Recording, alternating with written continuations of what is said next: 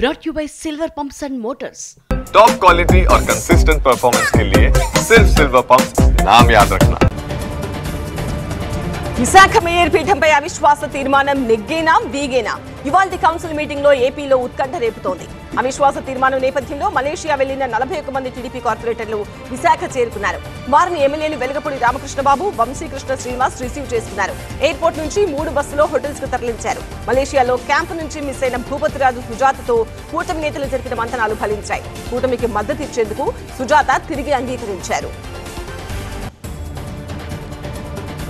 Visakha GVMC mayor అవిశ్వాస నేపథ్యంలో జనసేన నేతలు సమావేశమయ్యారు. ఈ సమావేశంలో ఎమ్మెల్యేలు కొణతాల రామకృష్ణ, వంశీకృష్ణ శ్రీనివాస్, విజయ్ కుమార్, పంచకర్ల రమేష్ బాబు పాల్గొన్నారు. విశాఖలో ఉన్న జనసేన కార్పొరేటర్లకు దిశానిర్దేశం చేశారు ఎమ్మెల్యేలు. అవిశ్వాస తీర్మానం నెగ్గడం ఖాయమని, మేయర్ దిగిపోవడం ఖాయమని జనసేన ఎమ్మెల్యే వంశీకృష్ణ అన్నారు. ఇప్పటికే తమకు పూర్తి బలం ఉందన్నారు. మరికొంతమంది వైసీపీ కార్పొరేటర్లు తమకు టచ్ లోకి వచ్చారని చెప్పారు. మస్కట్ లో చిక్కుకున్న 18 మంది కార్మికుల ఆవేదనపై కేంద్ర మంత్రి రామ్మోహన్ నాయుడు స్పందించారు. శ్రీకాకుళం జిల్లాకు చెందిన కార్మికులతో తన క్యాంప్ కార్యాలయం నుంచి వీడియో కాల్లో మాట్లాడారు. ఉపాధి కోసం మస్కట్ వచ్చిన తమ పాస్పోర్ట్లు తీసుకుని 3 నెలలుగా జీతం ఇవ్వకుండా చాకరీ చేస్తున్నారని చెప్పారు. ఏజెంట్ మాటలు నమ్మి మోసపోయామన్నారు. తమను భారత్ కు తీసుకురావాలంటూ వేడుకున్నారు. దానికి స్పందించిన మంత్రి స్వదేశానికి తీసుకొచ్చేందుకు చర్యలు చేపట్టామని బాధితులకు భరోసా ఇచ్చారు.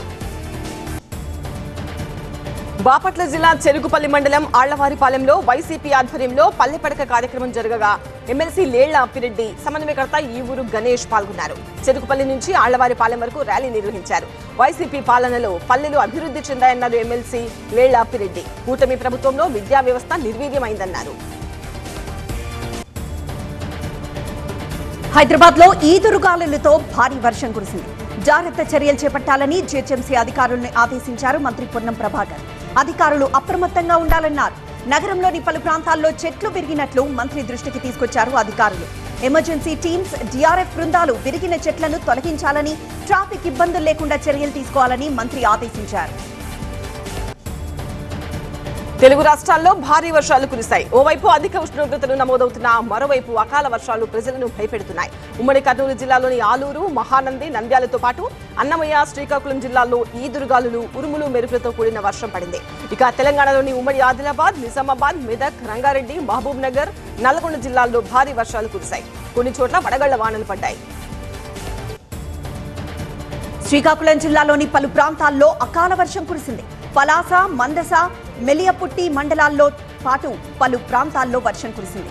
వర్షానికి తోడు ఈదురుగాలులు వీశాయి. గత కొద్ది రోజులుగా ఎండ వేడిమి, ఉక్కపోతతో జిల్లా వాసులు అల్లాడిపోయారు. ఈ వర్షంతో జిల్లాలో వాతావరణం చల్లబడింది. యాదాద్రి భువనగిరి జిల్లాలో భారీ వర్షం కురిసింది. చౌటుప్పల్, చిట్యాల మండలాల్లోని పలు గ్రామాల్లో ఈదురుగాలులతో కూడిన వర్షం పడింది. దీంతో చౌటుప్పల్ మార్కెట్లో ఉన్న ధాన్యం తడిసింది.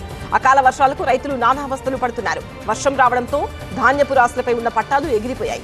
వరి ధాన్యం పూర్తిగా తడిసిపోయింది. తమను ఆదుకోవాలని రైతులు డిమాండ్ చేస్తున్నారు. కామారెడ్డి జిల్లా ఇస్రోజీవాడిలో పిడుగుపడ్డంతో కడారి దేవయ్యకు చెందిన 40 గొర్రెలు మృతి చెందాయి. 5 లక్షల రూపాయల వరకు నష్టం వాటిల్లిందని ప్రభుత్వం ఆదుకోవాలని బాధితులు కోరాడు. బీబీపేట మండలంలో బలమైన ఈదురుగాలులతో చెట్లు విరిగి కరెంటు వైర్లపై పడ్డాయి. విద్యుత్ సరఫరా నిలిచిపోయింది. శివారు రామరెడ్డిపల్లి గ్రామంలో ఓ ఇంటి రేకులు ఎగిసిపడ్డాయి. హైదరాబాద్ అబిడ్స్ లో పెను ప్రమాదం తప్పింది. రామకృష్ణ థియేటర్ ఎదురుగా ఉన్న భారీ క్రేన్ ఒక్కసారిగా కూలిపోయింది. భవన నిర్మాణాల కోసం ఈ క్రేన్ వినియోగిస్తున్నారు.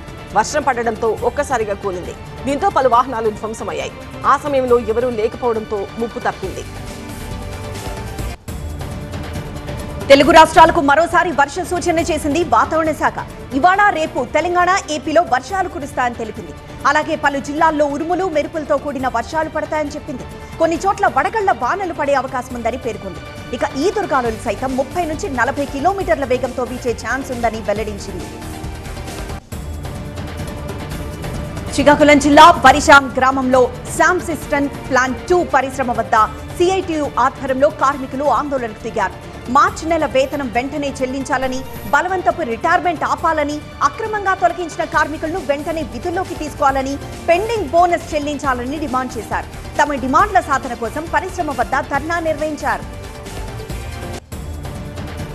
భూదాన భూములను నిరుపేదలకు పంచాలని అఖిల భారత సర్వోదయ మండలి జాతీయ అధ్యక్షులు బెదిరి అరవింద్ రెడ్డి ప్రభుత్వానికి విజ్ఞప్తి చేశారు. ఆచార్య వినోబా భావే చేపట్టిన స్వరాజ్యం సర్వోదయ ఉద్యమాలలో భాగంగా భూములేని గ్రామీణ నిరుపేదలను సాధికారతకు తీసుకురావడం కోసం పోచంపల్లిలో భూదాన ఉద్యమం చేశారన్నారు. జూలై 17న హైదరాబాద్ లో 1,00,000 మందితో ఈ వజ్రోత్సవాలను ఘనంగా నిర్వహిస్తామని తెలిపారు.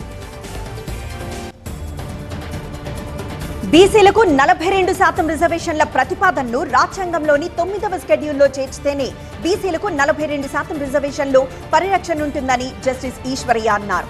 తెలంగాణ బీసీ సంక్షేమ సంఘం అధ్యక్షుడు మేకపోతుల నరేందర్ గౌడ్ ఆధ్వర్యంలో బీసీల మహాధర్నా నిర్వహించారు. ఈ ధర్నాలో బీఆర్ఎస్ ఎమ్మెల్సీ మధుసూదనాచారి, రాజ్యసభ సభ్యుడు ఆర్ కృష్ణయ్యతో కలిసి జస్టిస్ ఈశ్వరయ్య పాల్గొన్నారు. ఖమ్మం జిల్లా కూసుమంచి మండల కేంద్రంలో ముస్లింలు భారీ ర్యాలీ నిర్వహించారు.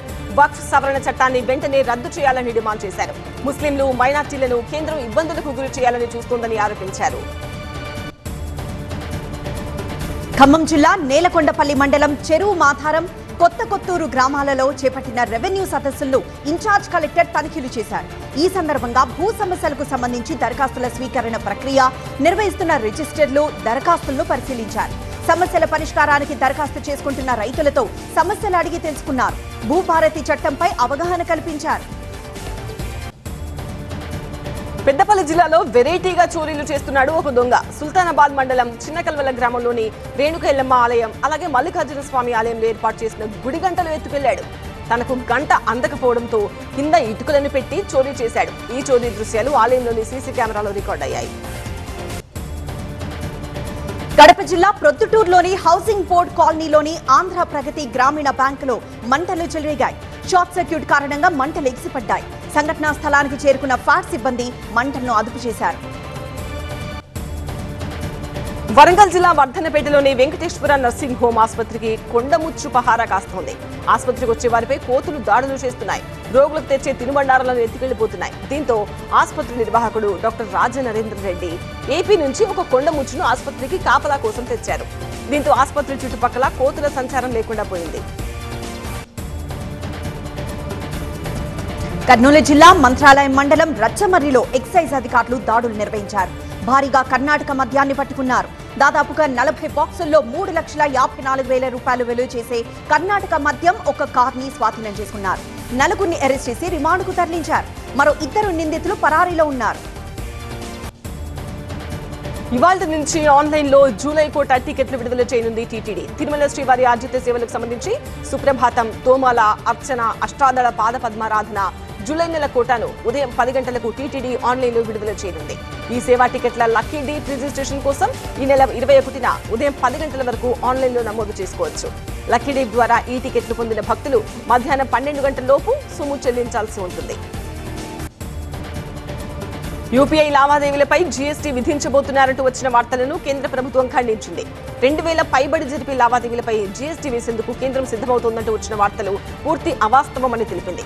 యూపీఐ చెల్లింపులపై జీఎస్టీ అంటూ కొన్ని వెబ్సైట్లు, సామాజిక మాధ్యమాల్లో ప్రచారం నేపథ్యంలో ఆర్థిక మంత్రిత్వ శాఖ ప్రకటన విడుదల చేసింది.